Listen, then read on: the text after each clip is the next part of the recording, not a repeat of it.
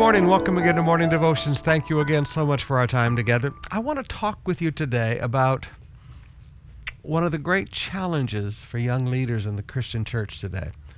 Sometimes I call it the spirit of Gehazi. We find the story back in the book of 2 Kings chapter 5.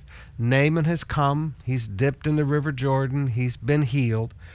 And then he comes in verse 15. Then Naaman and all his attendants went back to the man of God.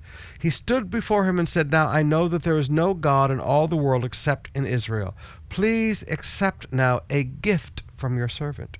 The prophet answered, As surely as the Lord lives, whom I serve, I will not accept a thing. And even though Naaman urged him, he refused. Now his servant Gehazi, the scripture says, Gehazi came and said, My master, verse 19, Go in peace, Elijah said. After Naaman had traveled some distance, Gehazi, the servant of Elijah, the man of God, said to himself, My servant, my master was too easy on Naaman, this Aramean, by not accepting from him what he brought. As surely as the Lord lives, I will run after him and get something from him. And he did. And he lied, and he did. Now we get over to verse 26. Elijah said to Gehazi, Was not my spirit with you when the man got down from his chariot to meet you? Is this the time to take money or accept clothes, olive groves, vineyards, flocks, herds, men servants, maidservants? Naaman's leprosy will cling to you and to your descendants forever.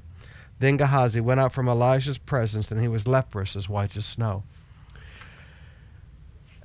Elijah knew when you see a miracle, that is not the time to take money from people, because Naaman had come out of demon religion.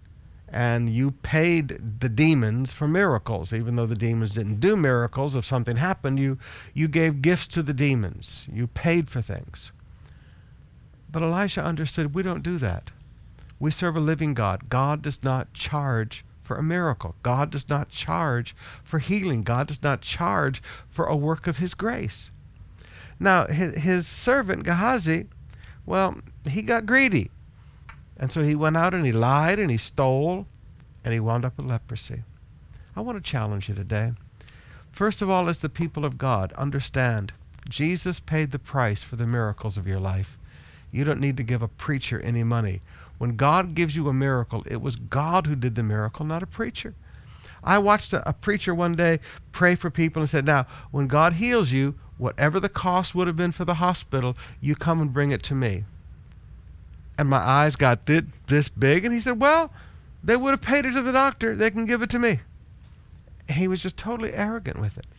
Now, I was a young man at the time, and I didn't say much. I think as we get older, we say more. Today, I would have said a lot of things. But brothers and sisters, you have to understand, if God does a miracle for you, we preachers, we didn't do it. God did it. We can't heal anybody. God did. That's not the time. Please, I want to give you this personal gift. I want to buy you this. I want to buy you. No, you can never do that. So for the members, I would say, when God gives a miracle to you, you don't give us preachers anything. And number two, I would say for the preachers, it's the same God that put the leprosy on Gehazi. And I fear for many preachers, oh, you're putting fear on us. That's old covenant. People get this old covenant, new covenant thing so weird in their minds. Some of you young pastors need to understand that God is the same. And that when you start touching the glory and you start doing things, you're going to wind up like Gehazi. And the same disease that was on that other person, that same disease is going to be on you.